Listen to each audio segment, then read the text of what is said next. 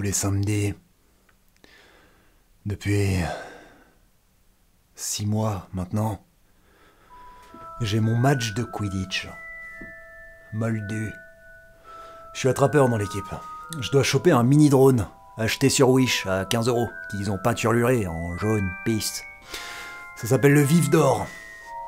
Comme j'ai 30 ans et que je suis plus vieux d'une vingtaine d'années par rapport aux autres, je joue pas souvent. Et là, pour une fois, le coach me fait rentrer. Bon, je paye aussi, hein. Donc au bout d'un moment, faut pas exagérer, hein. Bref, j'étais grave chaud. Je me prenais pour Tom Brady, finale du Super Bowl. Ultra focus, hein. Faut pas me faire chier. J'étais in the zone. Bon, je vous laisse imaginer ma réaction quand ma mère me cassait les couilles sur le côté, à dire y a ton téléphone qui sonne, mon chéri. Tom, là, ton téléphone. Oh, putain, tu casses les couilles. C'est Tinder. De quoi tu parles, putain? Bah, t'as reçu un message de Tinder. Tinder? Mais laisse tomber.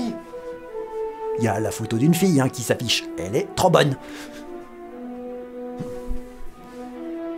Ok. Cool. Elle dit qu'elle veut te baiser.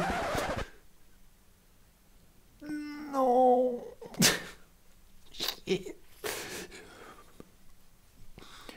Ok.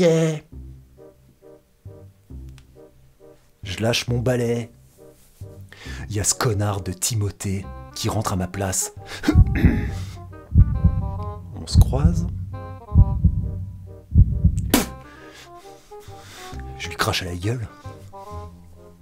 Je m'embrouille vite fait avec son père et je vais chercher mon tel. Putain, la mama, elle a pas déconné, hein. Une meuf aux yeux noirs, perçants. Les cheveux très très longs, noirs. Le teint mat, caramélisé. Oh, je pouvais déjà sentir la vanille sur sa peau et la bouffer comme une crème brûlée. Une vraie princesse du désert. Ma mère me dit, tu vois, elle est bonne, hein.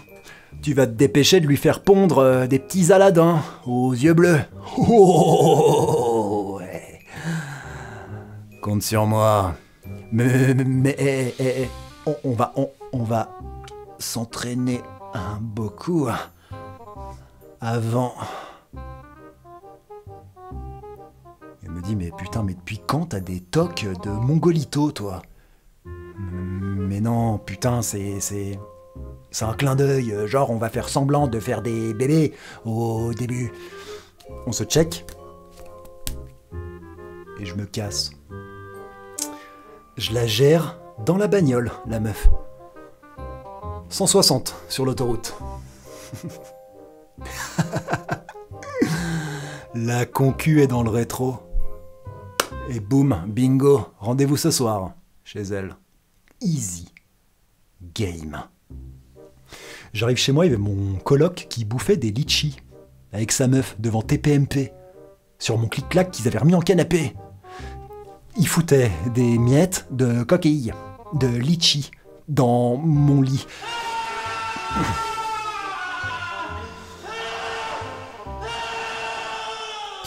Je leur dis, vous méritez la peine de mort pour ces 2 activités. J'étais de bonne humeur, je lâche l'affaire. Pas d'embrouille. Je décide plutôt d'aller me doucher. J'étais dégoulinant de transpi, 1 centimètre de bouillasse sur la gueule et la bite qui sent le Saint-Félicien. C'est pas possible. On ne se présente pas au palais royal. Demander la main d'une princesse dans cette dégaine et cet accoutrement de Poudlard. Elle vivait un peu loin de chez moi et elle était trop mimi. Elle semblait gênée un peu. Alors t'es sûr, hein, que ça te dérange pas toute cette route Je lui dis écoute-moi bien, Esmeralda, future reine du désert. Je serais prêt à faire le marathon des sables à cloche-pied pour toi. Me foutre un serpent crottal à sonnette dans le cul pour simuler des maracas et un scorpion. Oh. Un scorpion en guise de médiator pour jouer du ukulélé. Ah, l'enculé. Si je sais que tu m'attends sur la ligne d'arrivée.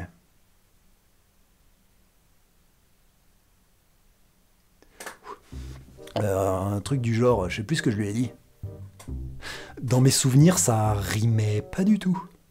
Et là, ça rime. Donc, 45 minutes de route plus tard, j'arrive chez elle. Et Esmeralda matait Harry Potter et les reliques de la mort. Partie 1. En bouffant des litchis sur son clic-clac qu'elle avait remis en canapé. Je lui dis putain, s'il n'y avait pas les litchis dans l'équation, je t'aurais considéré comme la femme de ma vie. Et j'aurais pu décrocher la lune pour toi. Avec du fil de pêche. Dentaire, du fil dentaire. Un truc bien casse-couille. Qui est costaud, mais pas trop. Si tu tires trop fort. Donc faut constamment faire gaffe. Elle me sort c'est quoi le délire avec les litchis? Déjà tout à l'heure t'as fait la remarque à ton coloc et à sa meuf. Waouh. Ok. Je sais pas comment elle sait ça. Peu importe, je lui raconte. En fait, quand j'étais petit, ma mère avait ramené un gros sac de litchis du marché.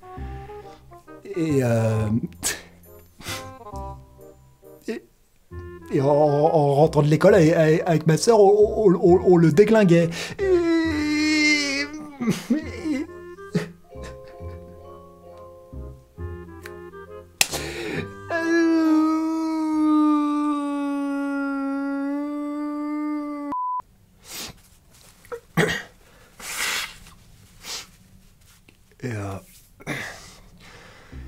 Et ma sœur, cette immense connasse, elle me narguait. Parce que vous savez, quand vous croquez le litchi, vous espérez toujours croquer beaucoup. Genre le noyau est tout petit et vous croquez beaucoup de litchi. Vous êtes refait, c'est un demi-orgasme. Et bah je vous jure, sur ma vie, moi, quand je croquais, ça faisait direct. Et elle... Oh le petit, oh le tout petit noyau. Elle arrivait toujours à choisir les litchis à petits noyaux. C'était un truc de ouf. Elle avait des pouvoirs magiques. Je lui disais, mais t'es une sorcière, putain. Va des rétros, Satanas. Maman, maman. En sifflotant, elle les choisissait, ok? Et en plein dans le mille, à chaque fois. Au bout du 10e, gros noyau. Et un énième ricanement de sa part, je lui jette mes noyaux dans la gueule.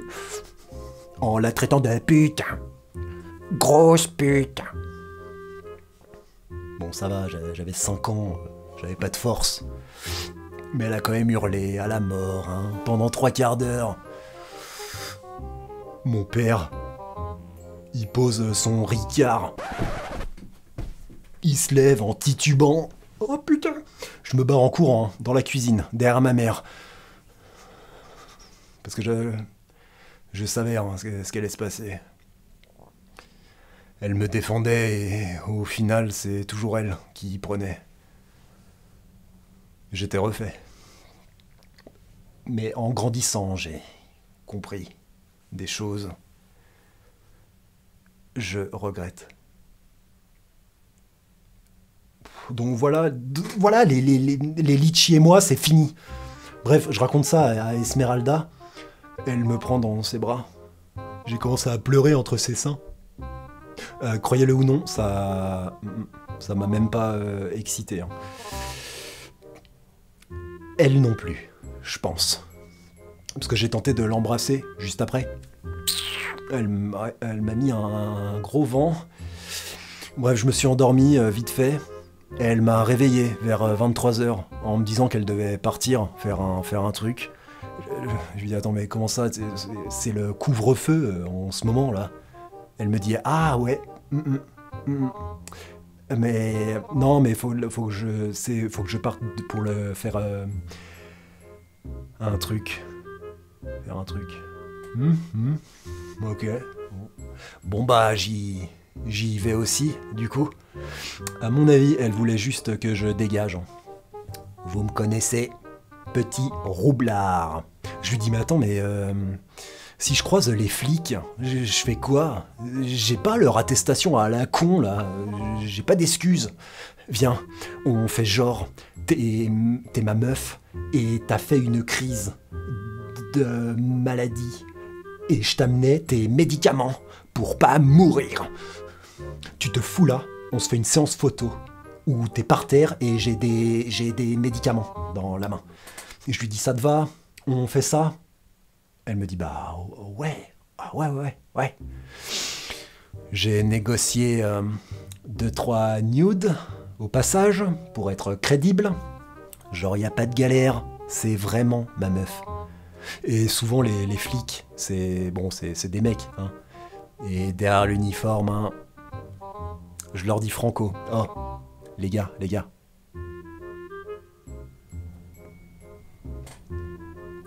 Pour ça, il y a couvre-feu ou il n'y a pas couvre-feu?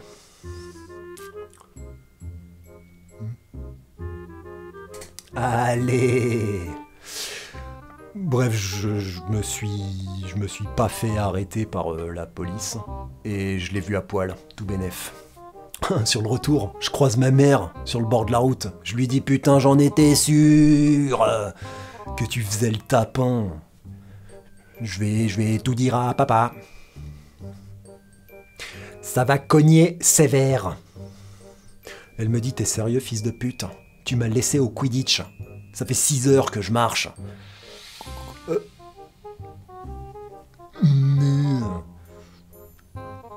Oups. Je la ramène chez elle et je rentre. Je suis rentré. Mon lit, il était toujours en canapé. Je soulève la couette. J'avais l'impression d'être sur une plage de coquillages. De coquilles. Je pouvais entendre les mouettes au loin. Le bruit des vagues. Ah, c'est une odeur de poiscaille. Ça c'est sûrement moi, faut que je change les draps, ok. Ni une ni deux, hein. 1h du matin, rien à foutre. Je sors l'aspirateur. Je mets la musique à fond. J'ouvre la porte de la chambre de mon coloc là, et ça blonde, la blonde. Il est québécois, sa meuf aussi. Pour être bien sûr que ça les réveille. Et j'aspire mon lit, tranquillement. Je vous jure, ils sont sortis. Ils ont commencé à danser. Ils ont dansé. La grosse gueule dans le cul. Comme s'ils dormaient encore. Ils dansaient comme Sardoche. C'était surréaliste. Je les matais là, comme ça.